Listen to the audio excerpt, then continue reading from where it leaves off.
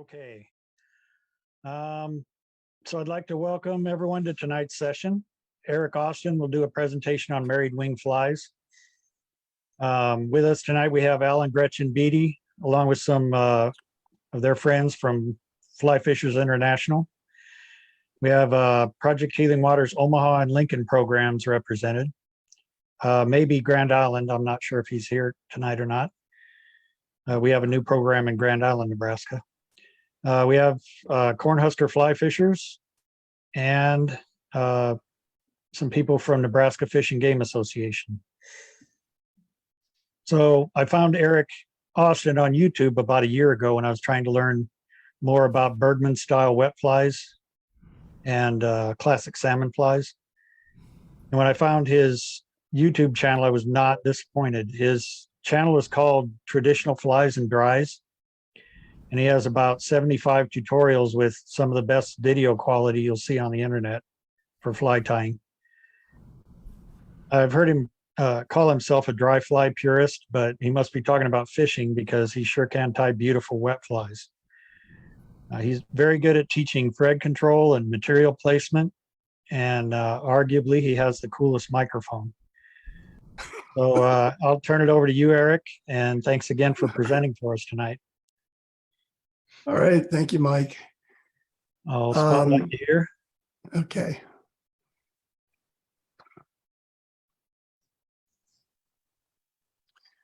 Yeah, I actually fished some of these flies back in the 60s. That's how old I am. These were brook trout flies. And at the time I was new to it and I was fishing for brown trout. Needless to say, I didn't do very well with the Paramachene Bell, but it's a phenomenal brook trout fly. And it was developed by Henry Parkhurst Wells back in the late 1800s. And it was featured in Charles F. Orvis' book of the Orvis Company that we all know, Fishing with the Fly. It's interesting to note, though, that the original Fishing with the Fly in 1883 didn't have the Paramachene Bell in it and didn't have the great article that Henry P. Wells wrote about the fly. But the 1886 version of the book did have it. And I'm glad that Mike said something about thread control because that's where we're going to start here. This is a Mustad 3399 classic wet fly hook. It's an old hook, and I'm using no modern thread. I'm using GSP here, and I wanted to talk about the version of this fly I'm going to do is going to have a floss body because that's the one I remember that I fished back in the 60s. They had floss bodies as opposed to the wool bodies of Henry Parkhurst Wells. And let me show you something about thread control. If you look at my thread right now, and if you look at it right here, right underneath the shank, it's flat. And that's great because I want to wrap a smooth underbody for this fly. And I actually want to taper it a little bit. So I want to use flattened thread. But as I wrap, the thread will tend to get twisted up more. And so I'll have to spin the bobbin and try to find the middle point to get it flat again. Now, I'm not going to belabor this, but it does make a difference. Let me show you some photos here. This is a salmon fly hook that I wrapped 200 GSP, 200 denier GSP on. And I started with flattened thread, which is in the middle of the twists of the thread. All right, if you find the middle ground, it'll be flat there. And I wrapped 6 turns. Then I twisted the bobbin and I spun it as if I was installing a light bulb in a socket. That's the best analogy I can make. Clockwise, counterclockwise. Honestly, it doesn't matter, because what you're trying to do is find the middle part. You can spin it all the way one way and you'll get this corded up thread like you see the next 6 turns here. Then I spun the bobbin the other direction as if I was untwisting a light bulb, and got to the flat part again and wrapped 6 more turns. And finally, I kept going that same direction. And lo and behold, the turns twisted up again. So you're always trying to find this middle if you're trying to use flattened thread. And it can be tough. I'm using 50 denier tonight, and it's tough to see the twists. You just have to do your best with it. And if some of it's not dead flat, that's all right. If you look, you cover a lot more shank with flattened thread, and it's a smoother coverage. If you twist the thread up, like the twisted, knotted, corded thread you see here, where the arrow's pointing right now, if you twist it up like crazy, the thread becomes very strong, which is good, but it doesn't make for a smooth underbody. So the underbody on this on wet flies of this era typically had a taper that was fattest in the middle. So I'm using flattened thread here, spinning it as I need to.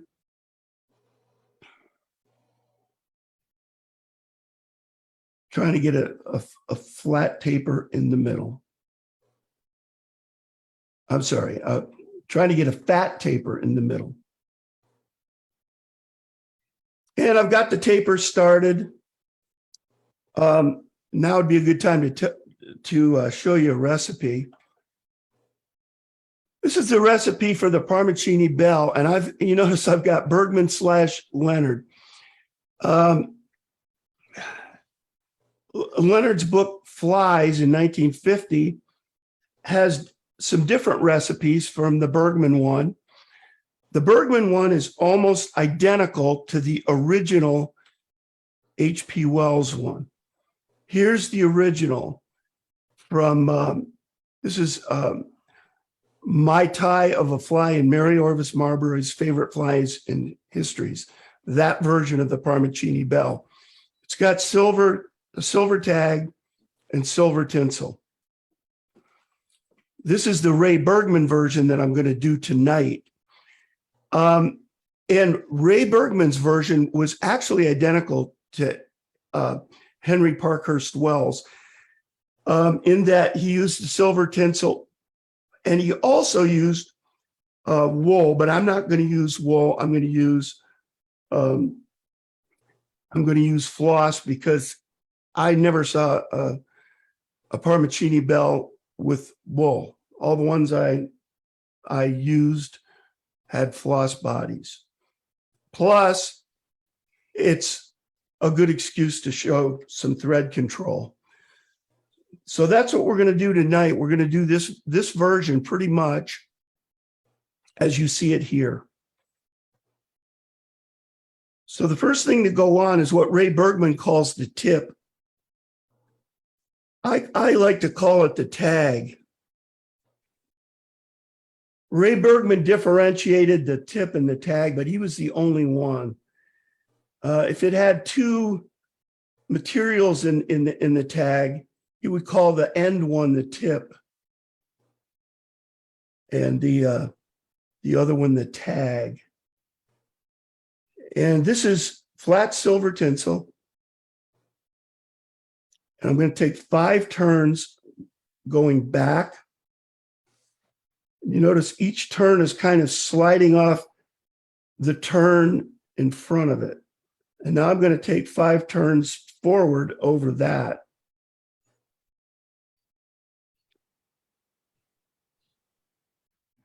In this case, sliding off the turn behind. What that does for you, if you do that, is it makes it very edge to edge with hardly any spaces. I'm going to back off the thread because if I just wound it back, it would increase the bulk at the rear of the fly, and I don't want to do that.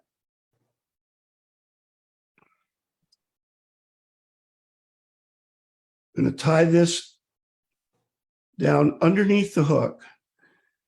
You'll notice I tie everything in and everything down underneath the hook. And that's because it's good practice for salmon flies. And I view these flies, I mean, they're fun to tie all in and of themselves. They're a blast to tie. But if you want to do full dress salmon flies later,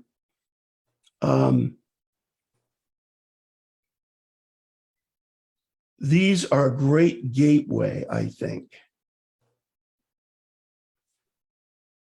Get your feet wet with these, master the winging on these, and then the full dress salmon flies will become much easier. The next thing we're gonna tie in is the tail. Now, they used Hackle back in the 60s, but we're not going to do that tonight. We're going to do the classic. Both Bergman and Wells show it this way. We're going to make our tails from married slips. And these happen to be lefts. Lefts will only marry to lefts. The longest strands are on the left of the stem on this feather and on this feather. They're both lefts, so they will marry. Strips from each will marry to the other one. Lefts will never marry to rights.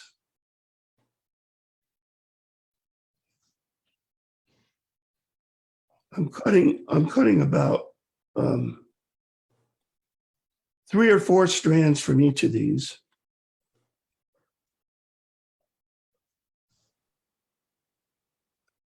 And I'm going to marry them together so that the red is on top. And you see how easy that was to marry together? There is nothing involved in marrying these. You put them edge to edge, stroke them once or twice, and they will go right together. Eric, what kind of feathers are those? I'm sorry, these are goose quills. And by the way, the quill is important. You don't want to use goose secondaries for these wet flies. Now, if I look at the back of this, and by the way, you can also use duck quills. The important thing is use quills. Don't use secondary feathers. And they're commercially available.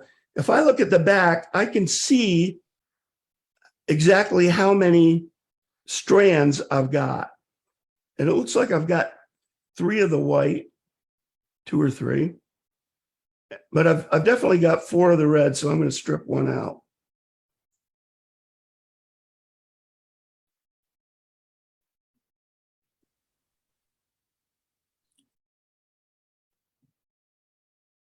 All right. This is going to make up the far tail because I'm going to tie these tails tips up and tips together. So we want them to curve inward when mounted. So that's going to be my far tail, and that's made up of lefts.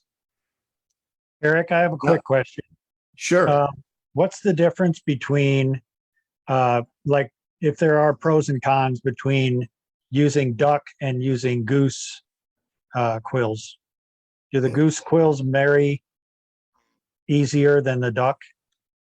I don't think so. They both marry pretty easily, I think. Goose quills are shorter.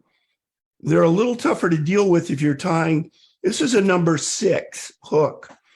If you're tying like a 10, you probably want to use duck. in my mind, it's just a size thing. So whatever that's worth.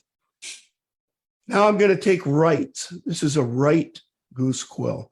And I'm looking at this from the front of the quill with the quill upright.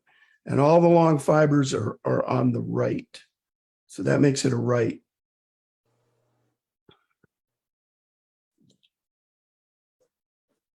I was doing some practice for this show. And somehow, even though I separate out my lefts and rights on the bench, somehow I grabbed a left and tried to marry it to a right. And it's so frustrating. Let me tell you, it will never, ever happen. Now, we hear a lot about when you're making quill wings for wet flies and stuff to use matched quills, if possible, to use from the same. If you can show me a pair of matched quills somewhere, please do. But I've got, I've probably got on hand 50 sets of mallard wings, and invariably one side, the lefts are bigger than the rights are bigger than the left. They have different curvatures. It's true. You want to try to get you want to try to get the curvature across the feather, which is how much bend there is in it. You want to try to get the two similar. You're almost better off selecting from, a pile of lefts and a pile of rights and trying to match them up and get ones that look similar, I think. But there's no such thing in nature as a matched pair. Where do you get all the colors? I haven't been able to find very many colors of either goose or duck.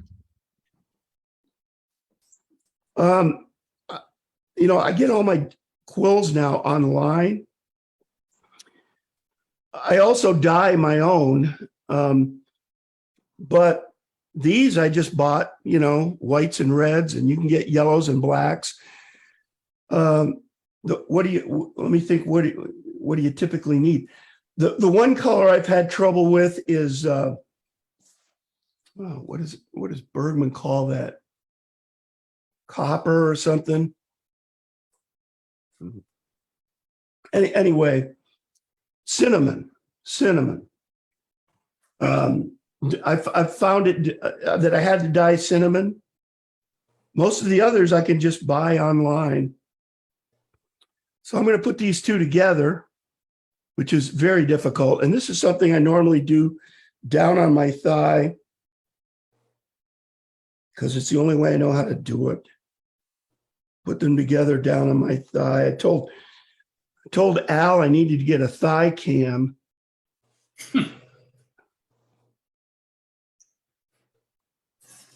So I'm going to want these tails to be about hook length. Let me get a couple more lights on here so we can see a little better.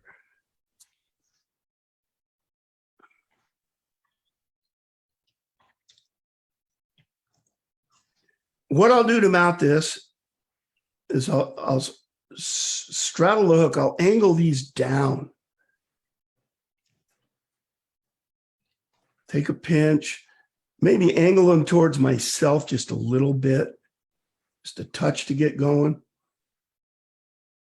Then pull both straight up and down at the same time, both the butts and the wings, and the tails straight up and down. And then have a look from the top. And that's looking pretty good. Want to try to get the tail straight because, and I've actually fished these flies, I don't know, within the last 10 years. And up on the Ausable, because there are brook trout up there. And once again, I didn't do particularly well with them, but those are very small brook trout up there. It's not like the old days in the Adirondacks. But anyway, because I really spent a lot of time trying to get the tails and the wings straight. I love the way that the flies swam. They really worked well in the water.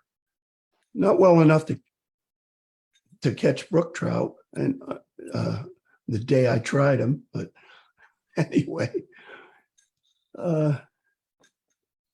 Eric, I've read where this fly is actually with the red and white combination supposed to represent the fin of a brook trout. And that they were Absolutely. used for Atlantic salmon or even for bigger brook trout. Have you heard anything about that? Or Yeah, and landlocked salmon. I Right. had a guy buy a bunch from me for landlocks. Yes, Henry Parkhurst Wells, in his article in Fishing with the Fly, Charles Orvis' book from the late 1800s, just comes right out and says that this is supposed to represent the fin of a brook trout, and they used to use the fins of brook trout as bait before fly fishing was even a thing. They would catch one brook trout, cut the fins off, and use those fins as bait for other brook trout, because brook trout, especially the big ones, very cannibalistic. So that's exactly what they're supposed to represent, along with flies like, there's the kernel, Fontanellus fin, etc. So absolutely, that's what you're technically trying to represent. Now, brook trout are funny that they hunt by sight, and to be honest, when I did catch brook trout in the 60s, and I'd catch a lot of them, they were pretty easy to catch. And I think that's one of the reasons they went away. They were just suckers for just about anything, to be perfectly honest. And the way these flies were fished in the Adirondacks, on the Adirondack lakes, they would troll them, and this is up until recently. They would troll them behind something called a Lake Clear wabbler, which was a spoon it was a big spinner is what it was. And I went to Long Lake just maybe 3 years ago now. And it was in the fall, which is, you really want to be fishing for brook trout at ice out. And I tried the wabbler trick, but with a 5 weight, I couldn't cast the wabbler and the fly. I just could not do it. I think if I do it again, I'm gonna take my 9 weight. So yeah, that wabbler is a load. It's very wind resistant, and it was, and I didn't try trolling it because the boat we had wasn't suitable. But anyway. Okay, Eric, if I could just butt in with one quick question. Aaron Culley was asking, he Sure. wants a little more clarification. So he's asking, so right feathers get set on the left side, and Yes. so Yes, it depends on the exactly. curvature. Well, right. The rights with quills make up the far tails or wings or whatever. I'm sorry. Now I'm going to confuse myself. The lefts make up the far tails and wings. The rights make up the near ones, the ones closest to you as the tire. So I like to think of near and far. Right and left on a hook doesn't mean much to me. How are you looking at the hook? I don't know. But it's just the opposite. It's just the opposite if you're not using quills. And that's because quills have a lot of what they call reverse curve across the feather. And I'll show you edgewise here. This the edge of this feather actually curls up on the end. I don't know if, I hope you can see that. It curves up. Okay. Whereas like some turkey feathers and swan and stuff you use in full dress salmon fly tying doesn't have that reverse curve. So the wings are reversed there. Lefts are the near wings and rights are the far. Is that So on a wet fly such as as this, do you want the tails to cup towards each other, or do you Yeah. want them to splay out away from each other? yeah, and all of this I'm saying is with tips together. Okay. Okay. And I'll show you. That's tips apart where they splay apart from each other. In this case, because these are quills, these are mallard quills. In this case, the lefts will make up the near wing. Okay. And the right is the right, the far wing is taken from a right. Here's tips down and tips together, which was done in Canada a lot. Here's tips down and tips apart. And here's tips up and tips together. And that's what we're doing tonight. And everything I referenced tonight is with tips up and tips together. Now, you can take wing slips, and I'll show you here. You can just take them after you've made up your wings. Now you've got two wings. You don't know which is a right, which is a left. You know, but you know you want to tie it like Ray Bergman did. Right? And you know that he tied tips up. That's the wing tip there, tips together. So you put both these up, put the tips together. Like so, and then you mount them. Now, if you wanted to do them like J. Edson Leonard preferred, you do tips up and tips apart. Don Bastian tied all his flies, or a lot of his flies, this way. Another great, I won't say another great fly, a great fly tyer from Pennsylvania, who did all the wet flies and forgotten flies. So you don't really have to know rights and lefts. You just have to have wings made up of each. And then you can put them any way you want. You can mount them. You know, if I want them tips apart, tips down, I'll just flip them over. Okay. But we're doing tips up, tips together. And I'll read a thing for Bergman right now. This is what Bergman has to say in his book. This is why I say this is Bergman's style. It says, first you need a pair of well-matched flight feathers, one from the right wing, the other from the left wing. From each feather, cut out a section about 1/4 of an inch wide. For wet flies, place the two even and concave edges together with the tips pointing inward and touching each other. All right. So there's no argument. Ray Bergman tied his flies tips up and tips together. And he's got pictures in there that show the same thing. Let's see, something just popped up on my screen. Was that from you, Mike? Or? It may have just been my answer to the guy who asked the question. So, okay. I better get tying or we're going to be here all night. right. Let's see. The next thing that goes on is I call it the butt because that's salmon fly terminology. I think in Bergman's book, he makes it part of the tip.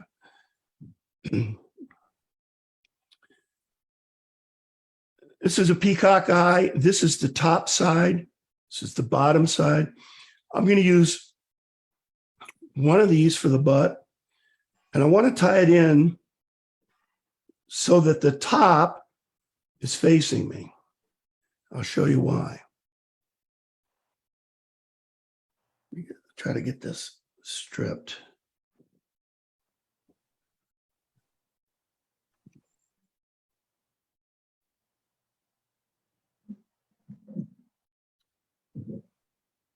I've kept track of what the top is, and I'm tying it in using the right angle technique. You put this right in front of your thread at right angles.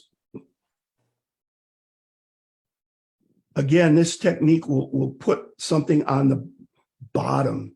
It'll put your butts on the bottom. The reason I want this facing me is when I go to wind it, it gets flipped around. And I will stroke these back. And look at this stem here. If you don't do it this way so that the stem is leading, your butt will not be compact. It'll have all kinds of spaces in between the winds, the turns. I think that's enough. And everyone likes a compact butt. And the same will hold true of ostrich hurl on full dress salmon flies. You want that stem to lead.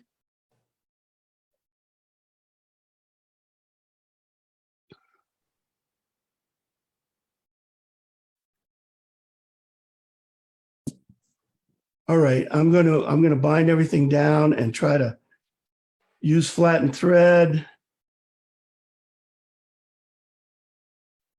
Get my taper the way I want it.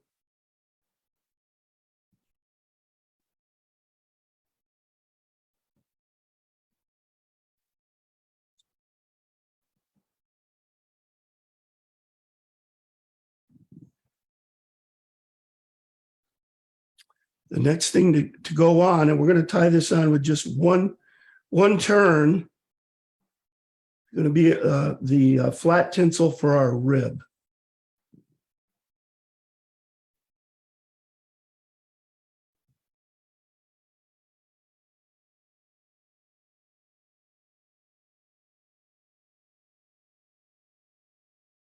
I'm just going to hold that in there with one turn. Get it out of the way though.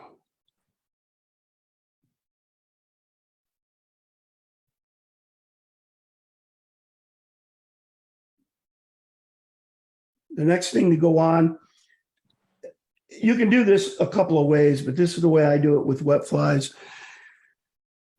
2 strands of Danville 4-strand floss. Tie it in on the far side of the hook.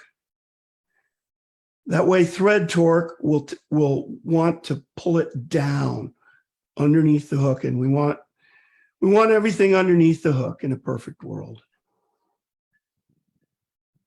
And if you don't want to tie your stuff in like this, that's fine. You don't have to. God, I'm sure tons of these were never done with everything underneath the hook. It's a habit I've tried to get into because the full dress salmon flies are so exacting.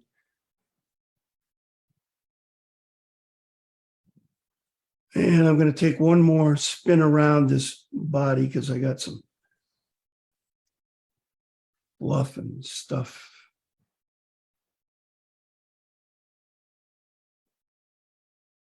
You don't need to use 50 denier thread. You can use anything. I mean, anything that's around 70 denier, your typical. The only thread I wouldn't use on this is I wouldn't use uni thread.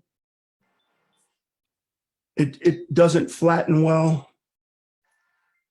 It will flatten to a degree, but not well. And right now, what I'm doing is I'm stroking this floss. I got this from George Kelson. The idea is to get any loose strands out of here, flatten everything out. So I'm just stroking it.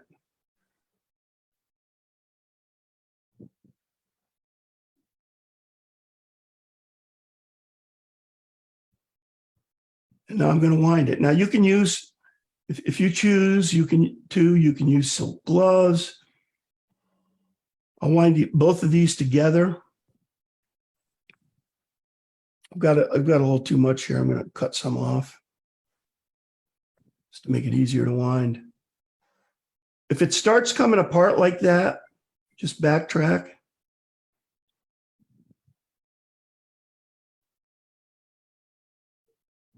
Overlap a little bit. You want to try to get a nice smooth body. It's the whole goal.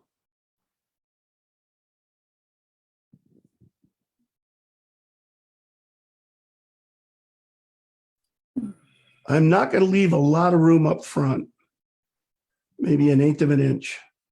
And I'm going to trap this, a turn behind, a turn in front, a turn behind, a turn in front, and a turn behind. It's trapped a couple of times because I don't want it to pull out.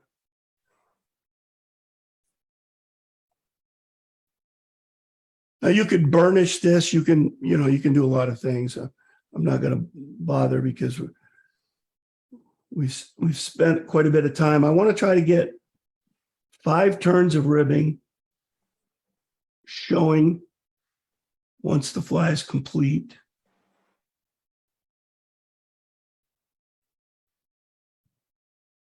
And then I'm going to tie this off on the side of the hook.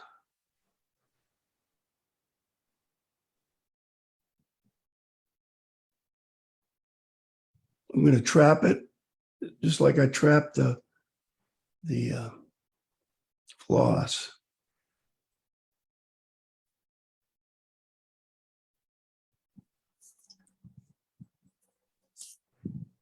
All right. The next thing to go on is the hackle. And I'm going to use, for this fly, I'm going to use Whiting American. I'll show you.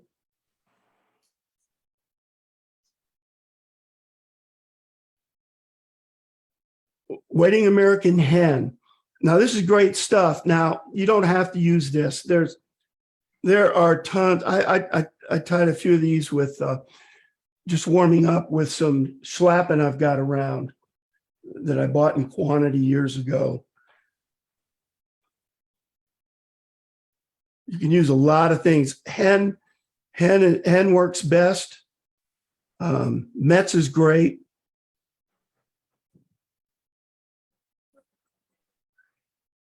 I'm going to tie this in by the tip. So I'm isolating the tip out, as you can see.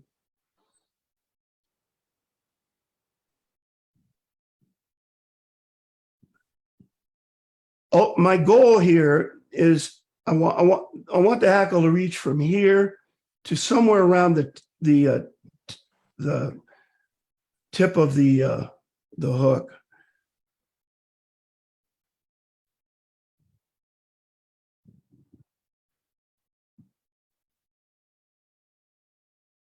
I'm going to bind it down with 6 turns. There's 3, 4, 5, 6.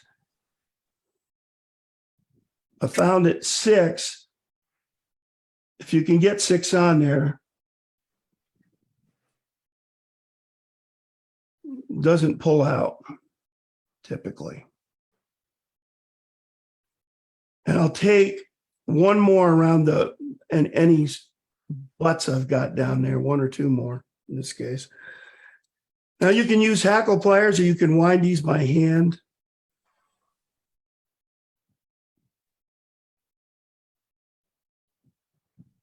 I'll go with hackle pliers here.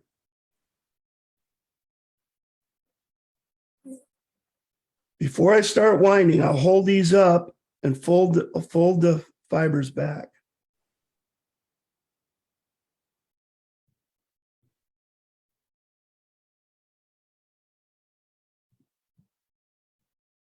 You're wrapping forward, Eric? I'm wrapping forward, yes. And I lost one of my hackles. I'm going to do it again.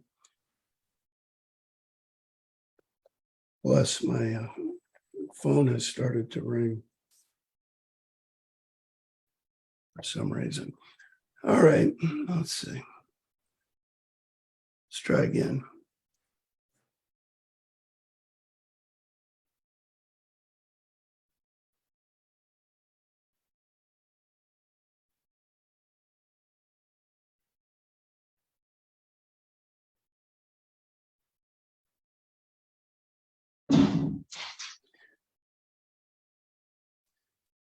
Henry P. Wells specified that the red be wound on top.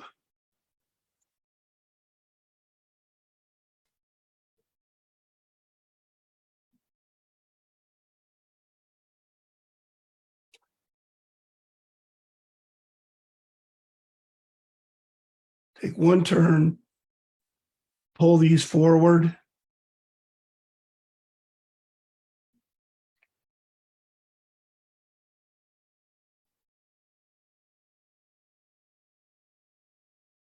Cut the butts, and we have a few strays, which I'll pluck out.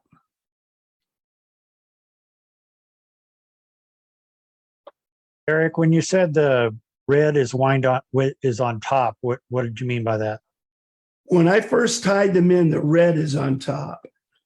Or if you wind them separately, which can be done, the red is wound over the white. Wells wanted the red, I think, to predominate.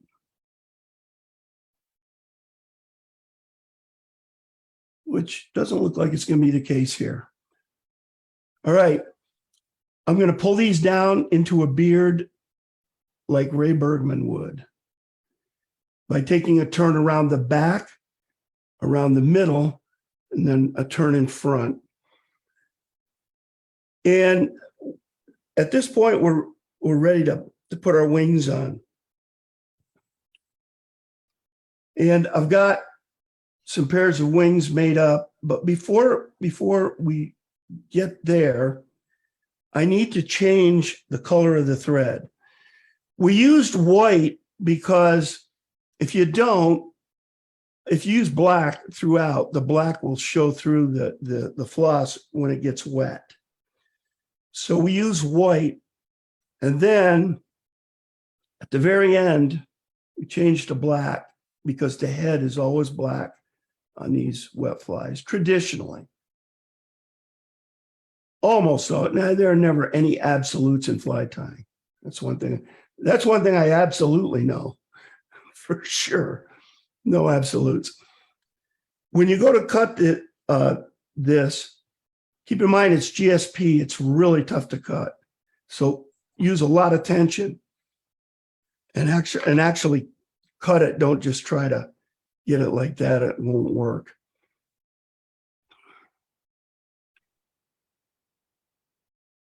And that's only if you're using GSP. Anything else, any cotton thread, you're fine. So remember how we married the tail? This is the near wing. I've got approximately four strands of red, flanked by 6 strands of white. 6 strands above, 6 strands below. I'm not going to marry this stuff here, unless you absolutely have to see it. It's just like marrying the tail. Here are the lefts for the far wing. Tips curve in. Here are the rights. I'm going to put these together. Which is almost impossible for me to do in midair, but let's see if we can.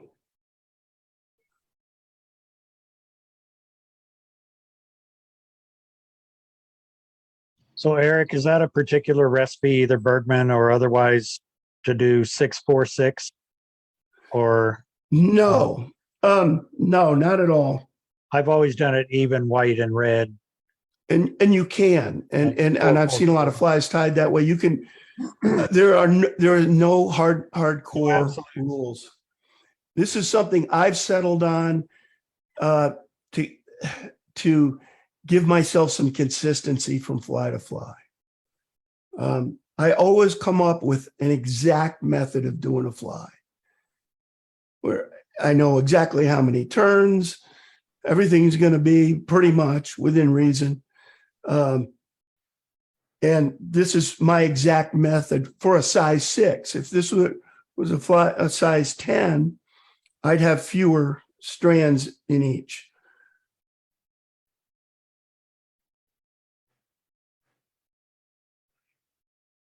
Now, when you get ready to mount this, let me get rid of that.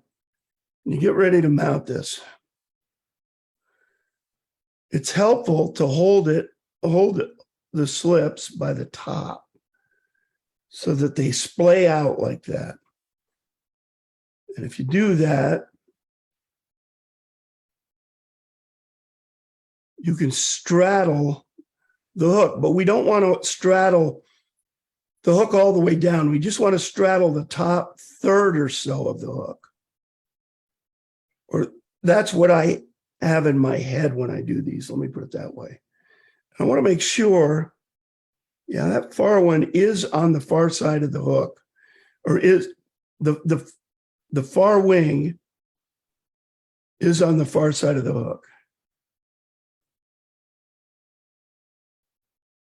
I take a pinch, hold the butts in my right hand, and then drop it.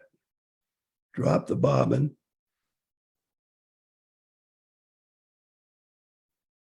Then you can just pull up, or you can grab these and pull up just to stabilize everything. And then take a couple turns and kind of look at it and check it. And that's not bad.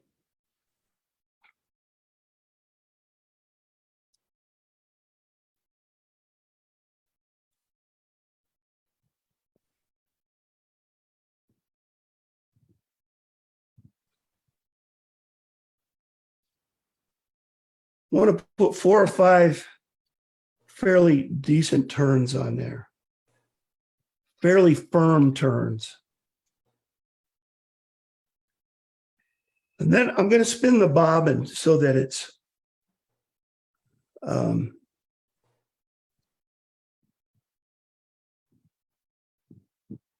so that the thread is very strong. I'm just spinning it up all the way one way because I get pretty aggressive with this next step. I'll cut this all at once. Work the thread down as best you can. There'll always be a cliff area there that's tough to deal with.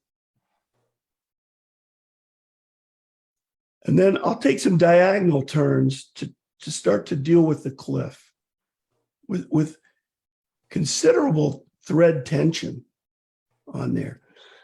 Then I'll work my way down to the bottom and then wrap aggressively up the head.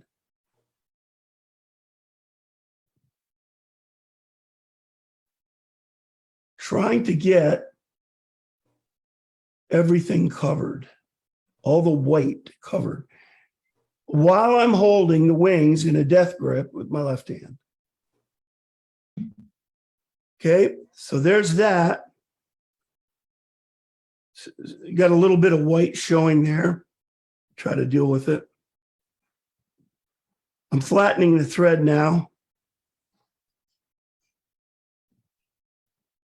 I'm going to take at least one whip finish down, and usually these are about 6 turn whip finishes.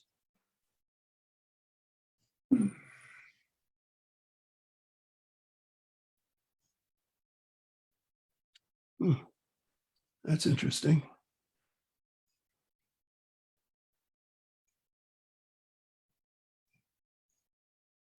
It's a little bit of thread there. I don't know if you could see that. Well, I can't see it on the monitor, but I can see it in real life. I'm going to try to get it bound down. Just do one more whip. This is a Benecke 12-aught I'm using, so it doesn't have much bulk. And that's why I like to use it for this. So there's our wings and tails from the top. This hackle could stand to be a little more this way and a little more red, but it is what it is. That's the Paramachene Bell. And let me show you how I finish the head real quick.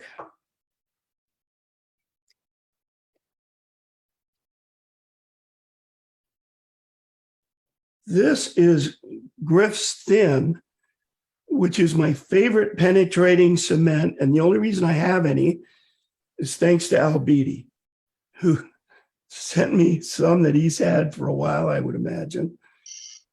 I used to love this stuff because for heads,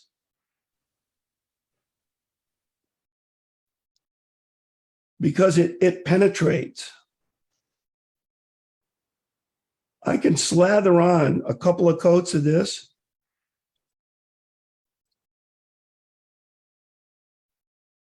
Let it dry and it'll be like I never glued anything. And that's the way it'll look, except the head will now be smooth. No thread gaps or anything.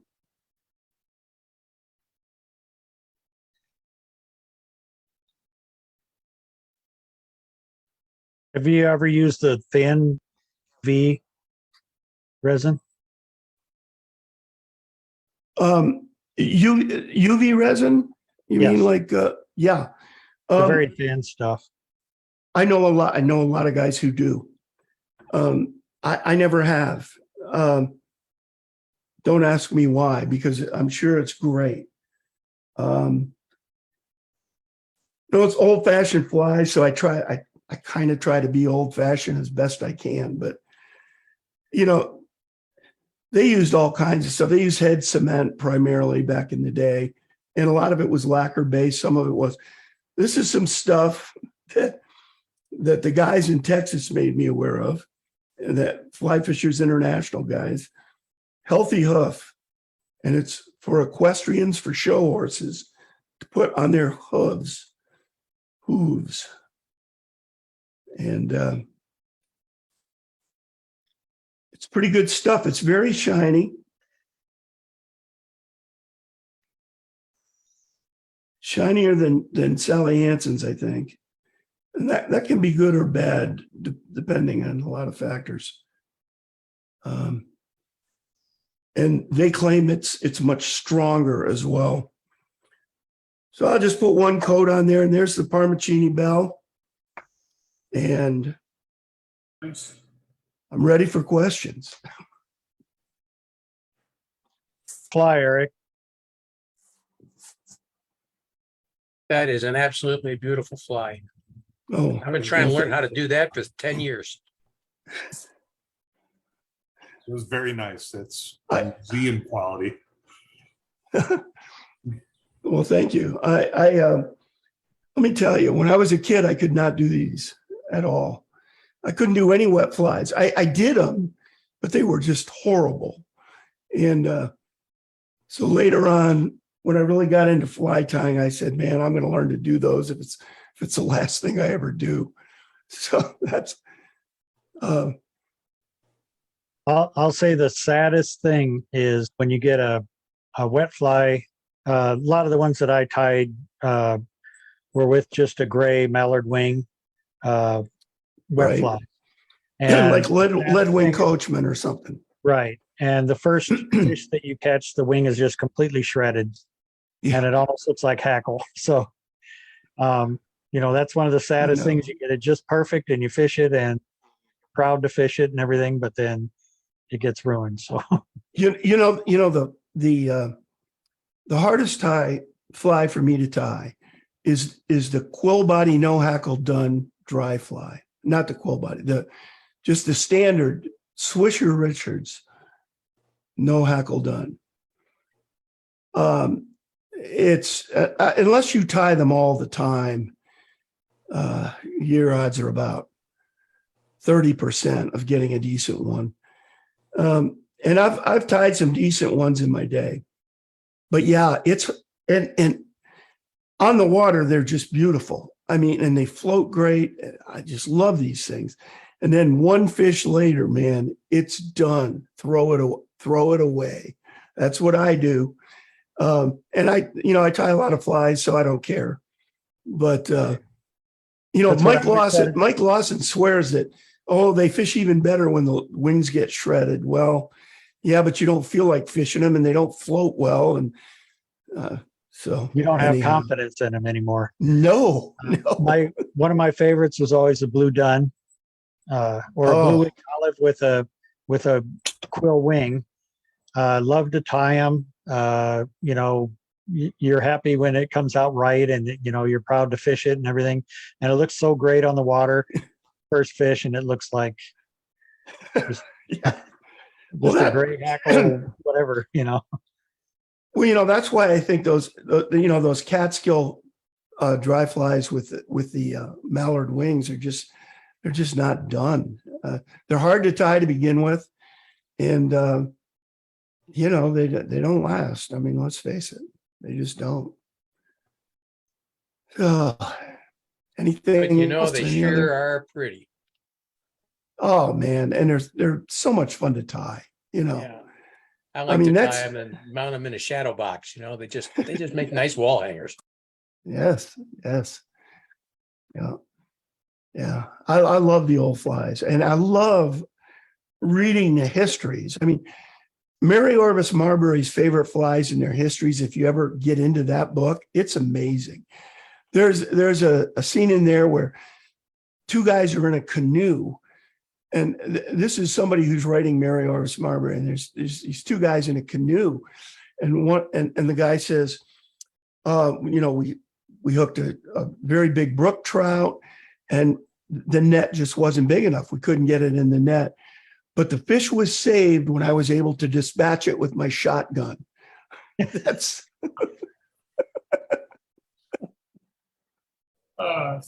the whole book is amazing. There's this cavalry troop hikes. They go on a 600-mile hike. Okay, I don't know where they were going from or to. 600 miles. They had just completed 600 miles, and they found this beautiful trout stream, I suppose in Montana or someplace, I don't know. And because these guys were out west, and they all cut saplings and made fly rods. And what they used for because they had brought hooks with them. What they used for their flies was they cut up somebody's red flannel underwear and cut strips of that and tied and put those on the hooks and caught trout right and left with them. As a matter of fact, throughout that whole book, people are using red flannel as a fly. So maybe we're I've always taking it a thought little red too is a far. special color. Yeah. Great, thank you. Aaron Culley says, "Thank you, great presentation." Thank you. We had another comment. Interesting to use the 646 striped pattern in the wings. Kathy Crofts. But again, it's however you want the fly to look, right? Yeah. And it just looked to me, when I look in Bergman's book, it just looks to me like the middle stripe is a little less than the outer stripes, but I think that varies from fly to fly. I don't know. I just, one thing I do want, I want the width of the wing when I'm done to be a little less than the gap of the hook, just a little bit less, almost a full gap. So that's really the measuring rod I use. And the 466 works for this particular size hook. Or a size 6. Yeah. So that's why I do it that way. Anything else? What's your favorite Bergman fly?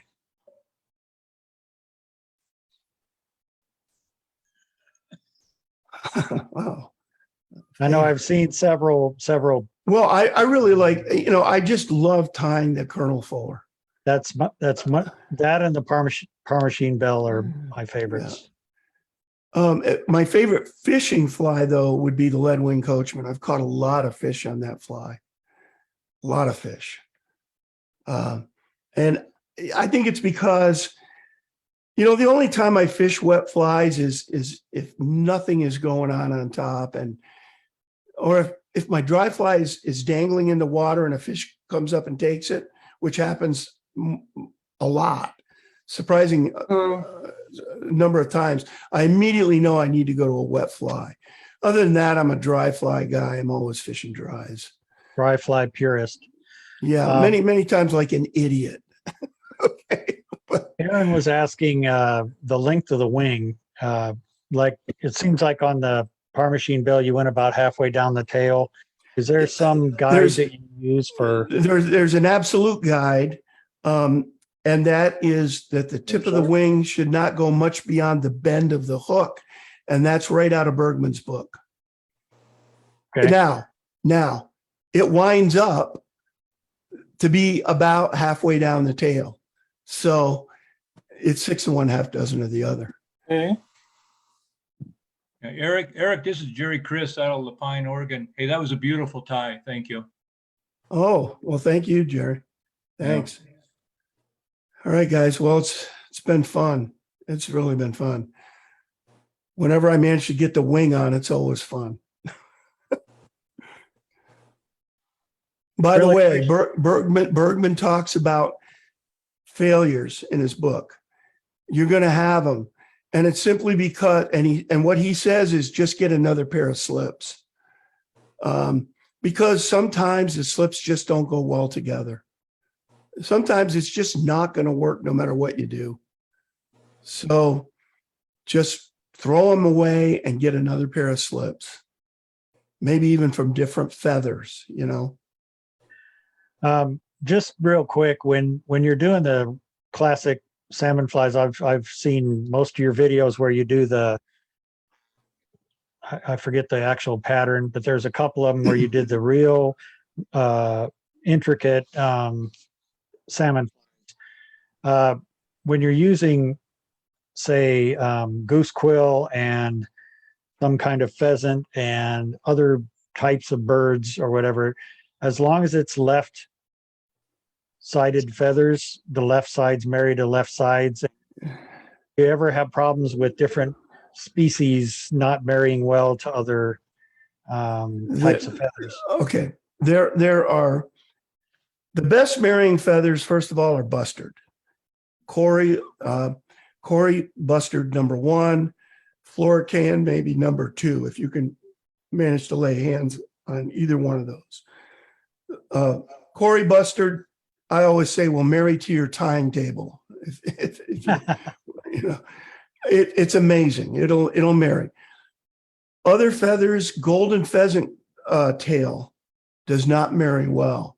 So whenever I use golden pheasant tail, for instance, and I know, and you can marry it and you can see, hey, it's just not marrying very well. You know, I'm really having a tough time. Then marry it to bustard, you know, or marry it to turkey, dyed white turkey. But keep in mind that all of those feathers that you use in the salmon fly realm are not quill feathers. Quill feathers like goose quills don't work in the salmon fly arena. Goose secondaries work, not goose quills. And it has to do with that reverse curve I was talking about earlier. So just keep in mind, quills are for wet flies and everything else is for salmon flies. Another thing. But yes. Thing, oh, sorry. yeah, another thing that can help, you know, if you take the Lady Amherst and the golden pheasant and cross those two birds, you get something called Amgold. And Amgold marries better than either one of the two together. But, they do. I don't know what's with Amgold, and boy, every time I can find Amgold, I'm buying it. You know, I'm glad you brought that up, Jim. Absolutely, that Amgold is great stuff. I love it. And if you're lucky, when they cross the birds, sometimes they come out darker, that they almost look identical to the golden pheasant, and sometimes they come out light, and then you'll get somewhere in between. But I also like to use bustard, a single fiber of bustard between those anytime I use golden pheasant to something. You remember Paul Patalis used to always, he would take black turkey and put it between each section. And that was a nice effect, but it got done so much, you didn't want to do it. So in my own case, I switched to putting Cory Bustard one strand between the sections too. Mhm. Yeah, I love that effect. I love it. Yeah. So the one strand is to separate, but also to help marry different types of feathers. It's both. Right? Yeah. Is that- It's fantastic. And honestly, if you work at it,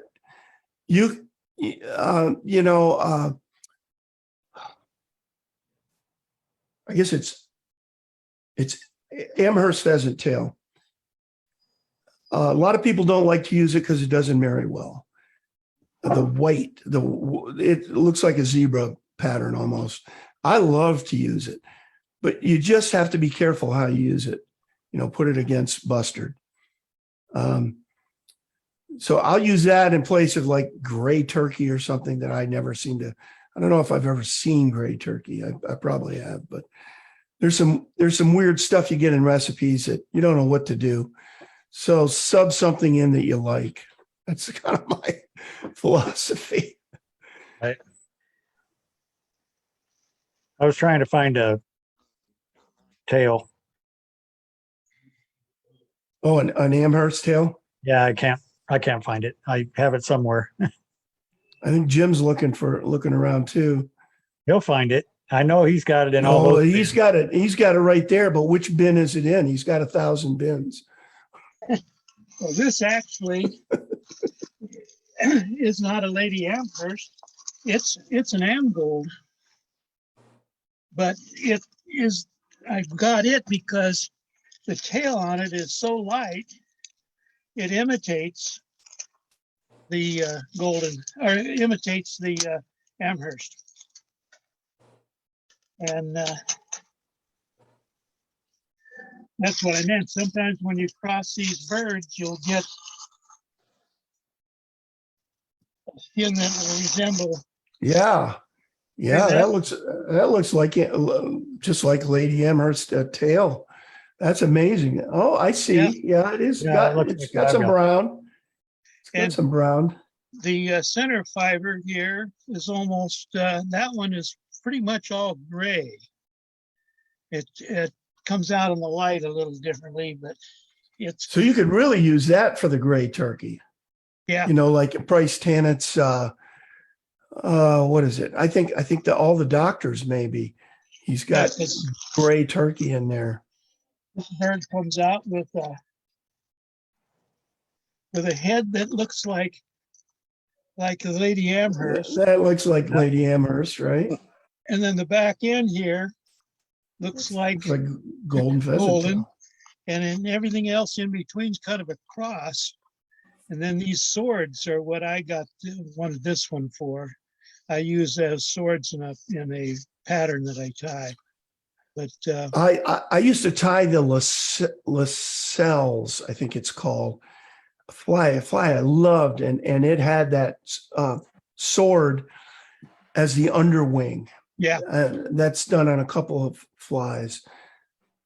Yeah. Yep. yeah, you can't see it, but that's on this one. That's the Semper Fi, and the under wing for that is those swords that I use, Gotcha. and it Nice looking Gives it- fly. gives it a. It's got a real stiff stem though. It's hard to get used to It's tying those stems. yeah. There it is. Yeah, it's like blue jay. Blue jay dealing with those stems is brutal. Yeah, here's my the other Amgold that I have, and this one, when you look at it,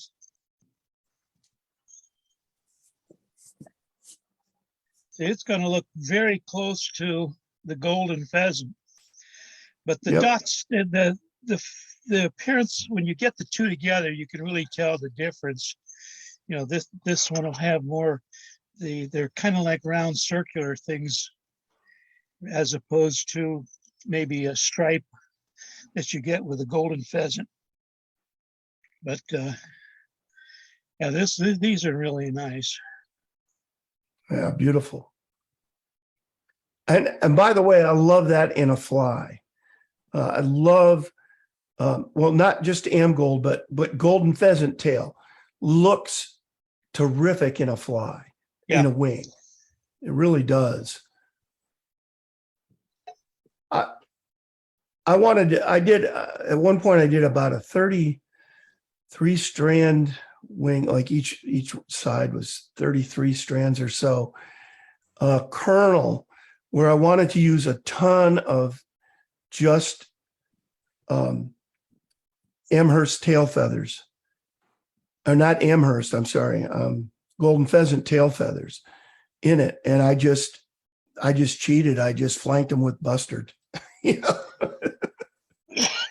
and it mounted like a dream, you know. So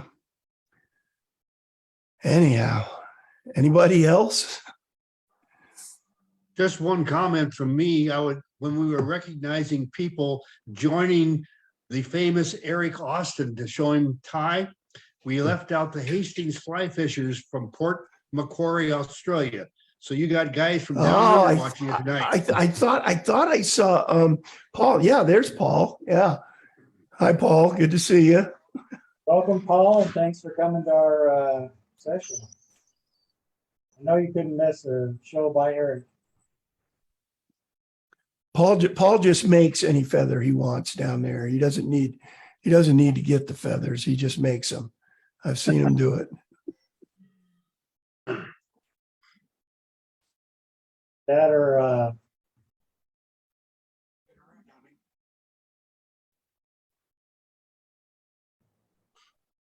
Jack is there, right? Jack Gillis. Yeah, he's there. Yeah. I need to answer his email to me to tell him that I will do a fly for the fly of the month eventually. Thanks, Jim.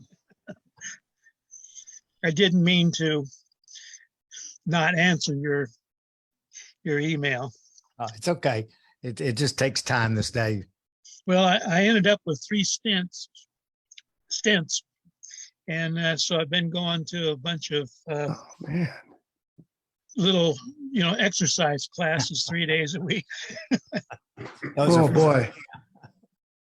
And it was really, they went in through my wrist and they put them in, and I don't, it was really caught it very, very early. So I really didn't That's good figure news. I was sitting there at night watching TV, and I get this little kind of a ache across the chest. It lasted about 5 or 6 minutes, and then it went away. And then about a week later, I had another watching TV about 11 o'clock at night, and I had one that lasted about 2 minutes. And 2 weeks later, I talked to the doctor, and I go in for a regular. I mentioned it to him. He says, "Oh, really?" So he scheduled me for an ECG, and then after that, it went to the echocardiogram, and after that, it went to surgery. Oh my God. Been there, Oh. done that. The last time that happened to me, I was in angioplasty, and for the 3rd time. Wow. Well, mine went very well, other than you're laying there on the table and you got your arm, and you're listening to them, and all of a sudden you hear this, uh-oh. Makes you wonder what's going on. But I was on the table the 2nd time, and about halfway through it, I woke up and I sat up and said, "I want to watch what you guys are doing." The doctor wasn't impressed. Oh boy. Oh. Yeah, well, what happened was he put 2 stents in, and then on the 3rd one, he says, "Well, it was my anatomy. The artery made a fork, and instead of branching like a Y, it was like a Z almost. It almost reversed itself, and so he had a heck of a time getting that thing around that corner for that 3rd one. But he did it. Things seem to be going well, so." I never would have known. Yeah, I go in every 10 years, whether I need a checkup or not. One good thing about, I had a triple bypass and I was a self-taught caster. And I found out my casting improved after I had the triple bypass because all the muscle memory had changed. So I got to learn how to do it right, correctly. So I recommend it to all the guys in the fly fishing club if they're having trouble with their casting to have a triple bypass. I was in my 60s and decided to finally learn how to cast. And I did. And I can throw a 5-weight 100 feet now. And it took me, I'm going to say, a year and a half to get to where I could do that 2 out of 10 times. The first year, there was an especially windy day, like the last day I casted that year at the field, and I got my 100 feet. But it was only after putting in, I don't know, 1,000 hours. Have How you did you noticed? do that? How did you do that? I've been trying for 60 years to get a cast over 30 feet. Yeah, but John, you're using a Tenkara. A lot of line. work. A lot of work, man. Have you noticed, Eric, that when you had bad habits before, that when you get tired, the bad habits come back again? You know, yeah. You know, the only there's two things that have improved with my fishing as a result of all this distance casting I did. And one was when I fished on the ocean for permit. I caught a permit the second day I was out there, and it was only because I could really cast. And so that was great. And beyond that, though, freshwater fishing, I don't know if it's helped me or hurt me, to be honest. But it's improved my confidence tremendously, and I can cast left-handed now to some degree, which is at times is really cool to be able to do. So I'm glad I did it. I had a ball learning to cast. But anyway, it's been, it's never too late, I guess. I don't know.